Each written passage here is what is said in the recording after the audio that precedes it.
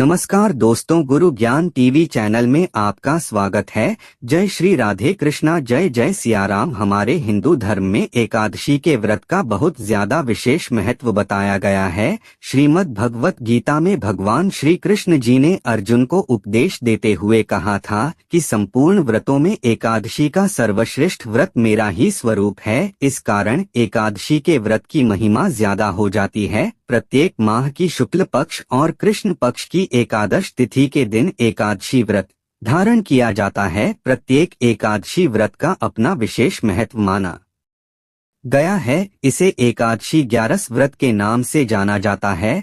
भगवान श्री कृष्ण भगवान विष्णु को यह तिथि अति प्रिय है। सभी प्रकार के पाप और ताप को नष्ट करने वाली है। ऐसे ही ज्येष्ठ मास की कृष्ण पक्ष की एकादशी को अपरा एकादशी या अचला एकादशी कहा जाता है। इस व्रत का अर्थ होता है अपार धन की प्राप्ति, अपार पुण्य की प्राप्ति। तो जो भी मनुष्य इस व्रत को करते हैं उन्हें यश कीर्ति की प्राप्ति होती है, अपार पुण्य की प्राप्ति होती है और उनके जीवन में अपार धन संपदा की प्राप्ति होती है। इस दिन भगवान श्री विष्णु की पूजा तुलसी, चंदन, कपूर और गंगा जल से करनी चाहिए, जिससे कि समस्त कामनाएं भी पूर्ण होती हैं और पापों से भी मुक्ति मिल जाती है। तो शास्त्रों के अनुसार अपरा एकादशी को बहुत ही श्रेष्ठ व्रत माना गया है। अगर आप इस एकादशी का व्रत धारण करते हैं तब तो अत्यंत ही शुभ है। लेकिन अगर आप किसी भी कारणवश एकादशी का व्रत नहीं कर पाते हैं तो ऐसे में भी अगर आप भगवान श्री विष्णु की विधि विधान से पूजा करते हैं,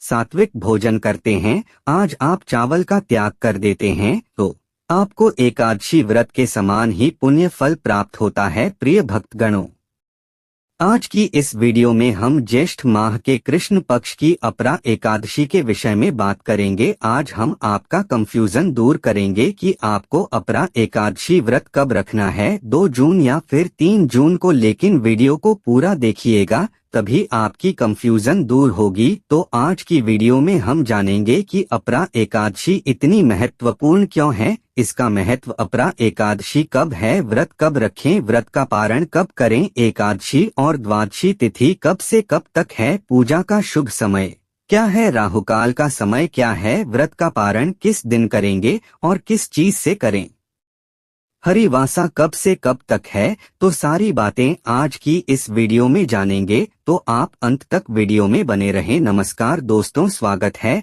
आप सभी का एक बार फिर से आपका पसंदीदा चैनल गुरु ज्ञान टीवी हिंदू रिलीजियस टेल्स में। दोस्तों, वीडियो शुरू करने से पहले एक बार पूरी श्रद्धा के साथ कमेंट सेक्शन में लिखें, जय श्री हरि विष्णु। भगवान हरि की कृपा आप पर सदैव बनी रहेगी और वीडियो को सब्सक्राइब, लाइक करके चैनल को सब्सक्राइब अवश्य करें। ले आइए सबसे पहले जानते हैं अपरा एकादशी व्रत का महत्व क्या है। दोस्तों, पुराणों में अपरा एकादशी व्रत जो है बहुत महत्वपूर्ण बताया गया है। धार्मिक मान्यता के अनुसार जो फल गंगा तट पर पितरों को पिंड दान करने से प्राप्त होता है वही अपरा एकादशी का व्रत करने से प्राप्त होता है। जो फल कुंभ में केदारनाथ के दर्शन या बद्रीनाथ के दर्शन करने से प्राप्त होता है, सूर्य ग्रहण में स्वर्ण दान करने से फल मिलता है, वही फल अपरा एकादशी के व्रत के प्रभाव से प्राप्त होता है। तो यह जो एकादशी है, ज्येष्ठ मास की कृष्ण पक्ष की अपरा एकादशी,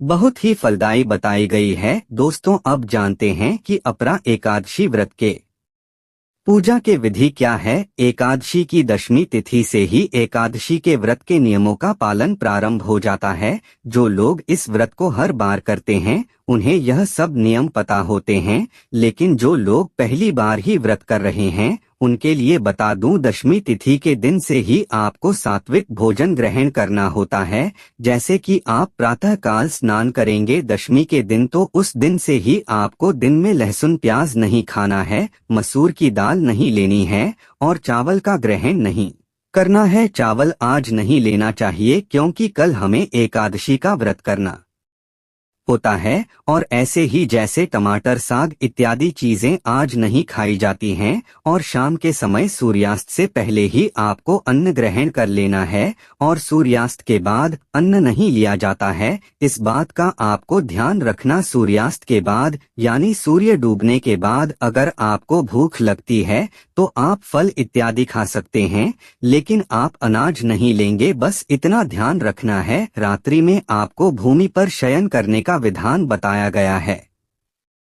हमारे शास्त्रों में तो संभव हो तो भूमि पर शयन करें, अन्यथा आपका बिस्तर शुद्ध हो, इस बात का आप ध्यान रखें। और पूर्ण रूप से ब्रह्मचर्य का पालन किया जाता है। शमी तिथि के दिन आपको इस बात का भी ध्यान रखना है। एकादशी के दिन प्रातः काल जल्दी उठे और स्नान इत्यादि करने के बाद आपको सबसे पहले सूर्य देव को जल देना है और उसके बाद भगवान श्री हरि विष्णु की पूजा करनी है। अब बहुत लोगों के प्रश्न आते हैं कि हम पहले पूजा कर लिए लेकिन जल देना ध्यान नहीं रहा तो क्या करें। देखिए, अगर आपने जल पहले नहीं दिया तो आप पूजा के बाद भी दे सकते हैं। सूर्य को जल जरूर हमें देना चाहिए। सूर्य को जल देने से बहुत सारे फायदे हैं। हमारे जीवन की जो सभी प्रकार की जो परेशानियां हैं, सूर्य को जल देने से दूर होती हैं और पूजा का फल भी हमें तभी मिलता है जब हम सूर्य देव की आराधना करते हैं। तो सूर्य देव को जल देना है, भगवान श्री विष्णु की विधि विधान से पूजा करनी है। अगर आपके घर में भगवान श्री हरि विष्णु का कोई भी विग्रह है, कोई मूर्ति है, तो आप उनका अभिषेक कीजिए। जैसे शालिग्राम की शिला है, लड्डू गोपाल जी आपके घर में है, तो आप उनका अभिषेक जरूर कीजिए।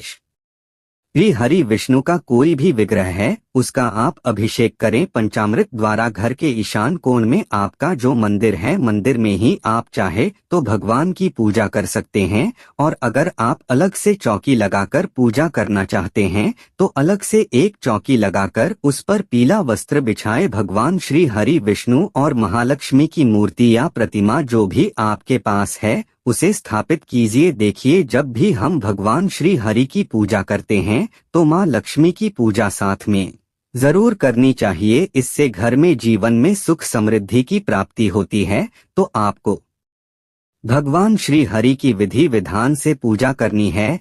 पीले पुष्प उन्हें अर्पित करने हैं, शुद्ध घी का दीपक जला ली वहां पर। और सर्वप्रथम आपको व्रत का संकल्प लेना चाहिए कि आज आप व्रत कर रहे हैं एकादशी का, अपरा एकादशी का, और भगवान श्री हरि विष्णु की कृपा से यह व्रत निर्विघ्न पूरा हो, किसी भी प्रकार का कोई क्लेश बीच में ना आए। इस बात के लिए भगवान श्री हरि विष्णु से प्रार्थना कीजिए। अगर आपकी कोई विशेष कामना है तो वह कामना श्री हरि से कहिए। इस कामना से आप ही व्रत कर रहे हैं और इस तरह से आपको व्रत का संकल्प लेना चाहिए। इसके बाद आपको पूरे दिन व्रत रहना होता है।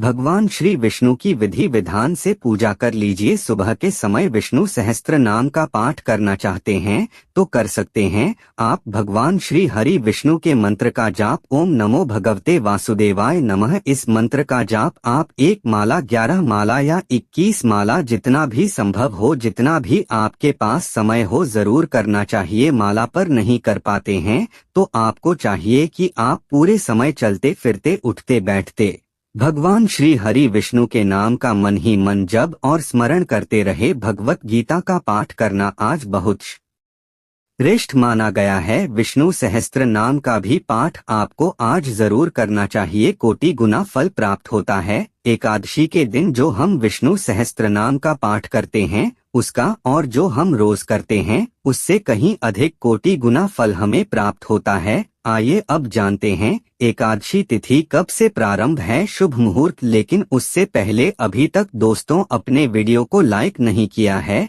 तो वीडियो को लाइक करके हिंदू रिलीजियस गुरु ज्ञान टीवी चैनल को सब्सक्राइब अवश्य कर दें। इस बार एकादशी की तिथि प्रारंभ होगी 2 जून रविवार की सुबह 5 बजे 5 से इससे पहले तक दशमी तिथि रहेगी और एकादशी की तिथि समाप्त होगी 3 जून सोमवार की सुबह 2:41 पर। क्योंकि एकादशी की तिथि इस बार 2 दिन रहने वाली है, ऐसे में इस बार दोनों ही दिन एकादशी का उपवास रखा जाएगा। 2 जून रविवार को पड़ने वाला एकादशी का व्रत दशमी तिथि युक्त एकादशी का रहेगा और ऐसे में जो भी गृहस्थ जन है वह इस उपवास रख सकते हैं, लेकिन जो भी वैष्णव लोग होते हैं जिन्होंने गुरु मंत्र की दीक्षा ली होती है उन्हें द्वादशी तिथि मिली हुई एकादशी का व्रत रखना चाहिए। ऐसे में आप चाहे तो 2 जून रविवार का व्रत रख सकते हैं, लेकिन मोक्ष प्राप्ति की इच्छा रखने वाले सभी भक्तों को द्वादशी तिथि एकादशी का ही व्रत रखना चाहिए। इसलिए इस बार 3 जून सोमवार को भी एकादशी का व्रत रहेगा, क्योंकि वैष्णव एकादशी होगी। इस दिन भले ही एकादशी तिथि सुबह ही समाप्त हो गई हो, लेकिन यह एकादशी बहुत ही शुद्ध एकादशी मानी जाती है। व्रत रखते समय आपको इस बात का भी ध्यान देना चाहिए कि अगले दिन द्वादशी तिथि पर सुबह के समय हरि विष्णु जी को प्रसन्न, यदि सुबह के समय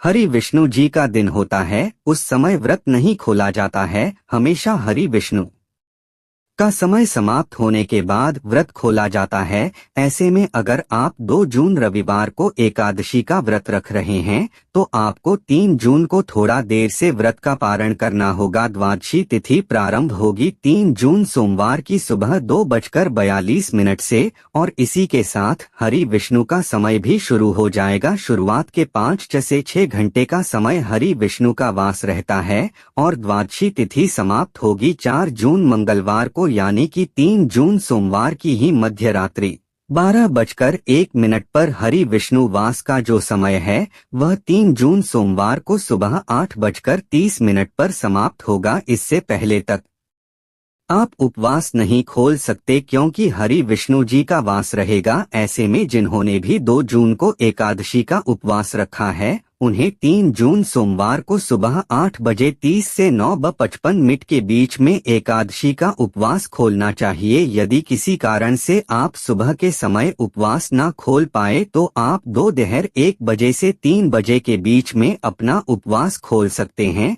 और जिन्होंने भी 3 जून सोमवार को वैष्णव अपरा एकादशी का उपवास रखा है, दोस्तों भगवान विष्णु का आशीर्वाद पाना चाहते हैं तो वीडियो को सब्सक्राइब अवश्य करें। धन्यवाद।